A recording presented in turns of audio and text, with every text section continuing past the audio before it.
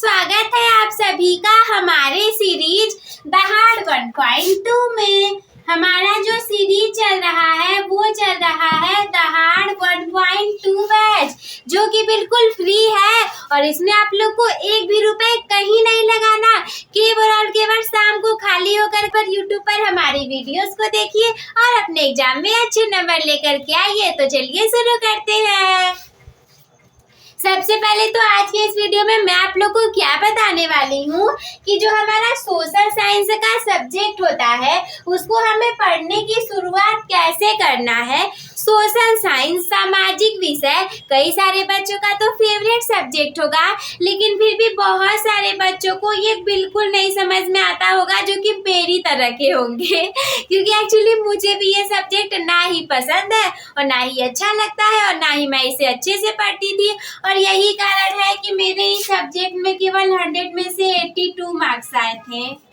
वैसे तो ये भी कम नहीं है, बहुत सारे बच्चों के इतने भी नहीं आते, बट हाँ मैं इस मार्क्स से खुश नहीं हूँ। लेकिन फिर भी अब मुझे अनुभव हो चुका है कि इस सब्जेक्ट को हमें कैसे पढ़ना चाहिए ताकि जो गलतियाँ मैंने की वो आप कभी ना करो। तो इसीलिए मैंने यहाँ पर 7 पॉइंट्स को लिख करके रखा है, जिन 7 पॉइंट्स की मदद से आप अपने एग्जाम में बहुत अच्छे नंबर लेकर के आओगे। पहले तो ये जान लो, कई सारे बच्चे क्या करते हैं, सोशल साइंस को कभी नहीं पढ़ते, जो कि मेरे जैसे होंगे उन्हें सोशल साइंस बिल्कुल नहीं पसंद होगा। तो बाकी तो वो 5 सब्जेक्ट की तैयारी कर लेंगे, लेकिन ये जो सोशल साइंस बच जाता है 6वां वाला विषय, इसे वो छोड़ देंगे कि दीदी हम इसे लास्ट में पढ़ेंगे। लेकिन जब आप लास्ट में पढ़ने के लिए जाओगे ना तो बस वही मेरे तरीके से 82 मार्क्स ही आपके आने वाले हैं। लेकिन आपको 82 थोड़ी ना लाने हैं, आपको तो 95 marks, 96 marks, 97 marks, 98 marks, 99 marks और तो और 100 आउट ऑफ 100 मार्क्स भी ला सकते हो। तो चलिए शुरू करते हैं। सबसे पहली बात कि अपने सिलेबस को समझें। जैसे सोशल साइंस है, हो सकता है कि नहीं समझ में आता हो, लेकिन क्या करो, स्टार्टिंग में ही अपने सिलेबस को देख लो। एकदम लास्ट में पढ़ने जाओगे न याद हो पाएगा न कुछ हो पाएगा। और एक आप लोगों को बताती हूँ मैं सीक्रेट, वो सीक्रेट देखो क्या है कि जो सब्जेक्ट हमें नहीं समझ में आते हैं वो एक बार ट्राई करके देख लेना कि सुबह में 4 बजे भोर में उठ करके पढ़ के देखना, क्या वो आपको याद हो पा रहा है। अगर 4 बजे या 5 बजे भोर में उठ करके उस सब्जेक्ट को पढ़ो और देखो कि क्या अगर वो आपको याद हो पा रहा है और अगर वो आपको समझ में आ रहा है तो उसे उसी समय में पढ़ लेना, क्योंकि सोए रहोगे उठोगे दिमाग बिल्कुल फ्रेश रहेगा और ऐसे भले न समझ में आता लेकिन उस टाइम पर पढ़ोगे बिल्कुल स्टार्टिंग के समय में तो शायद अच्छे से समझ में आ जाए। तो सबसे पहले क्या करो, अपने सिलेबस को जान लेना। ठीक है, मानती हूँ आपको पसंद नहीं होगा या फिर हो भी सकता है, लेकिन सिलेबस को जानना उन दोनों बच्चों के लिए जरूरी है जिनको ये पसंद है और जिनको ये नहीं भी पसंद है। दूसरी बात की जाए तो पाठ्यक्रम को छोटे छोटे भागों में बांट लें। पढ़े हम कैसे, पसंद ही नहीं है तो बैठ जाओगे, एक तो इतना बोरिंग सब्जेक्ट, ऊपर से बैठोगे ऐसे पढ़ने के लिए और बहुत ही लॉन्ग सी 4 से 5 घंटे की वीडियो रहेगी, देखते देखते सो जाओगे और उठोगे तो वीडियो चल के खत्म हो चुकी होगी और आपको कुछ नहीं समझ आया होगा। तो इस चीज से बचने के लिए आप अपने पाठ्यक्रम को छोटे छोटे पार्ट्स में डिवाइड कर लेना। सपोज दैट 10 चैप्टर आपको पढ़ने होंगे तो आप ये एक काम कर सकते हो कि आप एक चैप्टर को एक दिन पढ़ लो, या फिर एक चैप्टर में से जितने भी पॉइंट्स होंगे, जितने भी उसमें हेडिंग्स होंगे, 3-4 हेडिंग को केवल एक दिन में पढ़ लेना। अगर छोटे छोटे में भागे में बांट करके पढ़ोगे बहुत अच्छे से सिलेबस कंप्लीट हो जाएगा। और वही स्टार्टिंग में नहीं पढ़ोगे, एंड में जाओगे पढ़ने के लिए, नहीं कंप्लीट हो पाएगा क्योंकि बहुत बड़ा सिलेबस रहेगा। और अगर स्टार्टिंग से ही छोटे छोटे पार्ट्स में डिवाइड करके पढ़ोगे तब तो कोई प्रॉब्लम नहीं होने वाली। इसके बाद तीसरी बात की जाए तो डेली स्टडी करना। 5 सब्जेक्ट तो आते हैं ना, केवल एक यही नहीं आता होगा। रोज पढ़ोगे, रोज मेहनत करोगे, ये भी आ जाएगा। जैसे कि एक कहावत है, करत करत अभ्यास के जड़मति होते सुजान, रसरी आवत जात ते सिल पर पड़त निशान। अभ्यास को करते करते आपकी बुद्धि विद्वानों की तरह हो जाती है, जैसे कि रस्सी के बार बार आने जाने पर कुएं पर उसके निशान बन जाते हैं। उसी तरीके से भले ही नहीं आता, लेकिन अगर रोज पढ़ोगे तो कहीं ना कहीं वो दिमाग में फिट होने लगेगा और इसीलिए डेली स्टडी करने से आप इस विषय में भी बहुत अच्छे नंबर लेकर के आ पाओगे। चौथी बात की जाए तो नोट्स को बनाए। नोट्स को बनाना आपके लिए बहुत ज़्यादा जरूरी है।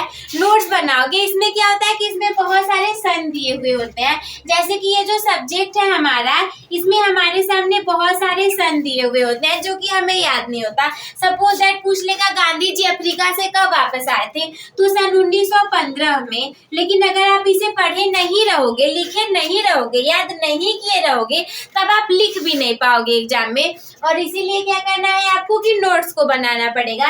2-3 बार लिखोगे याद हो जाएगा। इतने सारे सन होते हैं कि मुझे तो याद ही नहीं होता था, लेकिन नोट्स बनाने की वजह से मुझे भी याद हो गए थे आधे से ज्यादा। पांचवी बात की जाए तो मानचित्रों और आरेखों का उपयोग करें। जैसे कि ये जो हमारा सिलेबस है ना, ये जो हमारा चैप्टर है या फिर ये जो सोशल साइंस का हमारा सब्जेक्ट है, इसमें हमारे इंडिया के मैप से रिलेटेड, बाहर के मैप से भी रिलेटेड चीजें होती हैं। सपोज दैट किसी ने आपको पढ़ा दिया कि उत्तर प्रदेश में ये चीज यहाँ पर है, आप भूल जाओगे। हो सकता है कि जब आप वैसे तो आप भूल जाओगे, लेकिन अगर आप भारत का नक्शा बना रहोगे, जैसे सपोज दैट आपने भारत के नक्शे को बना करके रखा है, वैसे तो ऐसा नहीं बनता पर मैंने ऐसे रफली आप लोग के लिए ऐसा बना दिया। सपोज दैट कि ये हमारा भारत का नक्शा है, वैसे ऐसा होता नहीं है। और ये वाला भी थोड़ा आगे जा करके कुछ ऐसे पार्ट्स करके ये बना हुआ होता है। तो अगर आप पढ़ लोगे कि इसमें उत्तर प्रदेश कहाँ पर है और उसमें कहाँ पर है, तो अगर निशान बना करके पढ़े रहोगे मानचित्र के द्वारा ना, तो अच्छे से याद रहेगा। और जो ये हमारा इसका पेपर होता है, लास्ट में आप लोग को मानचित्र कार्य भी दिए हुए होते हैं, जिसमें कि आप लोग को सही नामकरण के लिए और सही चीज को दर्शाने के लिए बहुत अच्छे नंबर दिए जाते हैं। तो स्टार्टिंग से ही मानचित्र से पढ़ा करो, लास्ट में और ज्यादा हेल्प हो जाएगी। छठवीं बात की जाए तो समूह अध्ययन करें। समूह अध्ययन का मतलब है ग्रुप स्टडी। क्योंकि अगर समझ भी नहीं आता, जरूरी नहीं है कि आपको नहीं आता तो किसी को नहीं आता हो। अगर आपको नहीं आता है, फिर भी कुछ बच्चे ऐसे जरूर होंगे जिनका कि ये फेवरेट सब्जेक्ट होगा और जिनको ये अच्छे से समझ में आता होगा। तो अपना ग्रुप बना लो। आपको नहीं आ रहा, आपका फ्रेंड आपको समझा देगा और आपको समझ में भी आ जाएगा। इसके बाद सातवीं बात की जाए तो ऑनलाइन मटेरियल्स या फिर ऑनलाइन संसाधनों का उपयोग करें। मान लो आपके स्कूल कॉलेज में टीचर उतने अच्छे नहीं है, उन्हें खुद भी नहीं आता। हाँ भाई, रियलिटी है, नहीं आता टीचरों को बहुत सारी चीजें। और मैं खुल करके बोल दे रही हूँ क्योंकि मैं भी पढ़ती थी ना, मुझे भी पता है टीचर को कुछ नहीं आता जाता था। थोड़ी बहुत चीजें आती जाती थी। स्कूल कॉलेजेस में ऐसे ही टीचर रख लिए जाते हैं, स्कूलिंग भी बच्चों की अच्छी नहीं हो पाती। कल खुद ही एक लोगों ने कमेंट किया था कि दीदी आपकी स्कूलिंग अच्छी हुई होगी, तभी तो आप अच्छे से बोल पाते हो, पढ़ा पाते हो, पढ़ पाते हो, वरना तो हमारी तो स्कूलिंग ही अच्छी नहीं हुई है, हमें तो कुछ आता भी नहीं है। तो हाँ, ऐसे होते हैं, कई बार टीचरों की भी गलती होती है, उन्हें आता जाता ही नहीं है। तो क्या करो, मान लो वहां पे नहीं आ रहा, लेकिन कोई तो सुविधा होगा। इंसान करना चाहे तो क्या कुछ नहीं कर सकता। ऑनलाइन मटेरियल्स का उपयोग करो।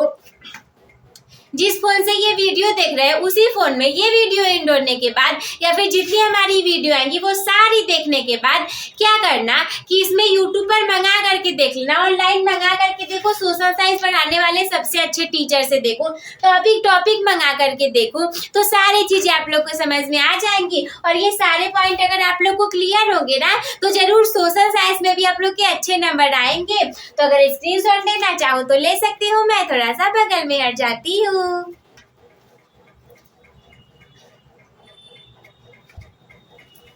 तो मुझे उम्मीद है मेरे प्यारे साथियों कि आप लोग को ये सारी चीजें बहुत अच्छे से समझ में आ गई होंगी।